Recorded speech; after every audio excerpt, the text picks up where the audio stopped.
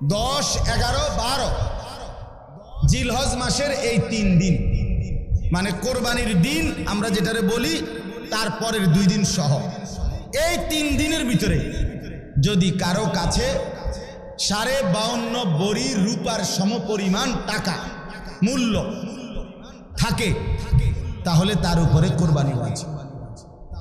52.5 বড়ি রূপার দাম সর্বোচ্চ যদি 1000 টাকা করে হয় বড়ি, রূপার বড়ি কম, স্বর্ণের বড়ি বেশি। রূপার বড়ি 1000, 1200, 1300, কখনো কখনো 2700 টাকা হয়। তাইলে যদি 1000 করে গড়ে হয় তাহলে 52,500, 52,500 কিনা এই ঈদের দিন, কোরবানির ঈদের দিন এবং তারপরের 2 দিনের মধ্যে যে কোনো টাইমে কারো কাছে যদি নিজের ঘরের এই মৌলিক প্রয়োজন, ওই যেটা আমি বললাম হাওয়ায় যে আসলি বউ বাচ্চার বাজার ওষুধপত্র সহ আমরা মৌলিক খরচ যেটা মোটা দাগের এই মৌলিক খরচ যা তার অতিরিক্ত যদি ওই পরিমাণ টাকা সম্পদ কারো কাছে থাকে তার উপরে কুরবানি ওয়াজিব। আল্লাহ রাসূল সাল্লাল্লাহু আলাইহি ওয়াসাল্লাম বলেন, যার উপরে কুরবানি ওয়াজিব হলো অথচ কুরবানি সে করলো না, রাসূলুল্লাহ সাল্লাল্লাহু আলাইহি ওয়াসাল্লাম স্পষ্ট বলছেন, ফালা ইয়াকরাবান্না মুসাল্লানা, সে যেন ঈদগাহে না আসে, সে যেন আমাদের নামাজে না আসে। এই অপদার্থ তুই ঈদের নামাজ পড়তে আসবি না। রাসূলুল্লাহ সাল্লাল্লাহু আলাইহি ওয়াসাল্লাম স্পষ্ট নিষেধ করছে, নাফরমান তুই আসবি না, তুই উত্তালা, তুই ঘরে থাক। বলেন তাইলে জিলহজ মাসের এই 3 দিন, কোরবানির 3 দিন, মনে করেন আপনি গতকালকেও আপনার কাছে টাকা ছিল না, কিন্তু আজকে কোরবানির দিন বা তারপর দিন সকালবেলা আপনি একজনের থেকে 70,000 টাকা পাইতেন, এবারে আজকে দিছে টাকা পাইতেছে ঈদের উপলক্ষে, এই টাকাটা আজকে দিছে। আর এই টাকাটা ছাড়াও আপনার ঘরের পরিবারের সংসারের যা প্রয়োজন তা চলবে, সমস্যা নাই। এই টাকাটা তো আমি ধরছি না হিসাব, এই আজকেই টাকাটা পাইছেন, আজকে তো আগামী এই 3 দিনের সন্ধ্যার আগে আগে আপনার জন্য কোরবানি আছে।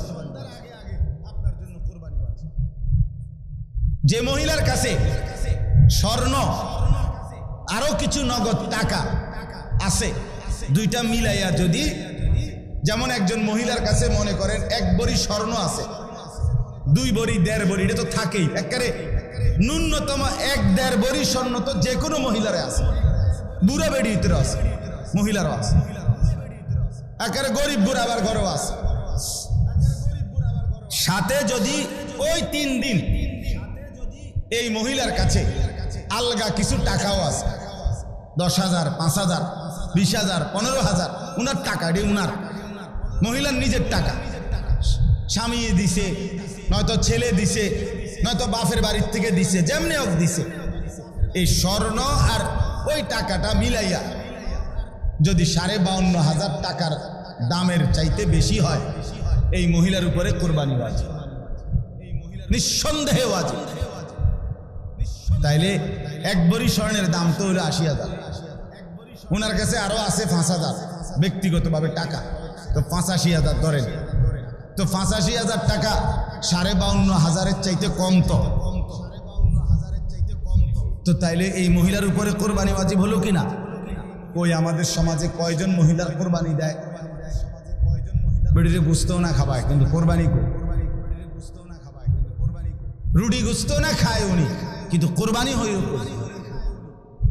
রাসূলুল্লাহ সাল্লাল্লাহু আলাইহি ওয়াসাল্লাম বলেন, যে ব্যক্তি সামর্থ্য থাকার পরেও কোরবানি করলো না সে যেন আমাদের নামাজে না আসে। কি পরিমাণ ধমক দিছে! তাহলে আমি এই 2টা মাসালা আপনাদের বুঝাই, কোরবানির বিষয়েও বুঝা দরকার। আপনি মনে করেন ছেলেটা বিদেশ, অধিকাংশ মানুষের ছেলে বিদেশ আছে, তাহলে সে টাকা রোজগার করে, এখন হে প্রত্যেক মাসে বা 2 মাসে 3 মাস পর পরই বাফেরে 20,000, 30,000 টাকা দেয়। এই ছেলেটা বাফের লাগিয়া পাঠায়, বাপ মার লাগিয়া। এখন কোরবানির সামনে এই উপলক্ষে ছেলেটা 30,000 টাকা পাঠাইছে, অথবা অন্যান্য বারের চাইতে 5,000 বেশি পাঠাইছে। ধরেন আগে পাঠাইতো সবসময় 30,000, যেহেতু কোরবানি এই জন্য পাঠাইছে 40,000। কথার কথা 10,000 বেশি পাঠাইছে। এখন এই টাকাটা দিয়া ছেলেটার মা এবং বাপের কোরবানি করছে, বাপমার নামে কোরবানি করছে। এখন ছেলেটা, তার কাছে তো টাকা আছে, তার তো এই শুধু 30,000 টাকা না, তার কাছে তো তার ব্যক্তিগত জমানো টাকা আছে। তো তার কাছে তো অবশ্যই 52,500 টাকার অতিরিক্ত টাকা তার কাছে ব্যাংকে হোক যেখানে হোক তার কাছে জমা আছে না? কথা বলেন না কেন? তাহলে এই ছেলেটার উপরে কোরবানি ওয়াজিব কিনা বলেন না? তো এখন তার যে বাংলাদেশে তার বাপমার নামে কোরবানি হলো, দিল, তো তাদের সোয়াব হইল, ঠিক আছে, তাদের কোরবানিও হয়েছে, কিন্তু এই ছেলের কোরবানি আদায় হয়েছে নি? কথা বলেন না কেন? তো এই 10 বছর ধরে ফোলাকা বিদেশ থেকে টাকা পাঠায়, বাপমার নামে কোরবানি হয়, তার কোরবানি, সে তো গুনাহগারী থেকে গেল, সে তো নাফরমানি থেকে গেল। এই ছেলের জন্য তো ঈদের নামাজ পড়তে নিষেধ করছে আল্লাহ, নবীজি সাল্লাল্লাহু আলাইহি ওয়াসাল্লাম। তুই তো পাপী রয়ে গেল। তাইলে বলেন কি পরিমাণ মুসলমান, এই চিন্তা হিসাব করিলে কত পরিমাণ প্রবাসী অসংখ্য এমন আছে যারা বাপমার নামে কোরবানি দেয় কিন্তু তার কোরবানি দেয়। তো বলে বাপমার নামে কোরবানি দিত না? অবশ্যই দিব। বাপের যদি একটা লুঙ্গি লাগে, এর লাগে কি ফুতের লুঙ্গি কিনতো না? কথা কন না কেন? বাপের যদি একটা জামা লাগে, তো এর লেগে কি বাপের জামা আমি দিছি দেখা আমি আর খালি গায়ে আটমু নাকি? তো তাহলে এটা কথা হইল কোনো? বাপের নামে কোরবানি দিলাম দেখা, মার নামে কোরবানি দিলাম দেখা আমি কোরবানি দেব না, এটা কোন কথা? ছেলেটার দোকান অথবা ছেলেটা ঢাকা কাজ করে, চাকরি করে, যেটাই করুক, তে বাইতাইয়া তার কাছে কিন্তু টাকা আছে 60,000-এর বেশি, কিন্তু বাইতাইয়া মাতে না, তার বাপের হাতে টাকা 10,000 দিয়া দেন, আপনি কোরবানি দেন, গোস্ত না খাওন, আপনার নামে দেন, আপনি মুরব্বী মানুষ, আপনি মরে গেলে আর পাইবেন কোরবানি। অথচ সে কিন্তু কি সামর্থ্যবান, কথা বুঝেন নাই আমার? তার কাছে টাকা আছে না, এই 10,000 টাকা ছাড়া তার দ্বারা আর টাকা নাই। তাহলে এই ছেলের উপরে তো কোরবানি আছে, অথচ সে তার বাবার নামে কোরবানি দিল, বাবার সাথে শরীক দিয়া টাকা জমা দিয়া 10,000 টাকা বাবারে বুঝাই দিয়া শেষ।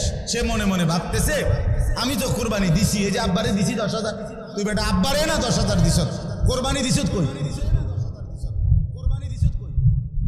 কোরবানি উপলক্ষে না 10,000 টাকা বাপেরে দিছ, তো তুমি তো সারা বছরই টাকা দাও, তো এখনো দিছ, এটা অসুবিধা কি?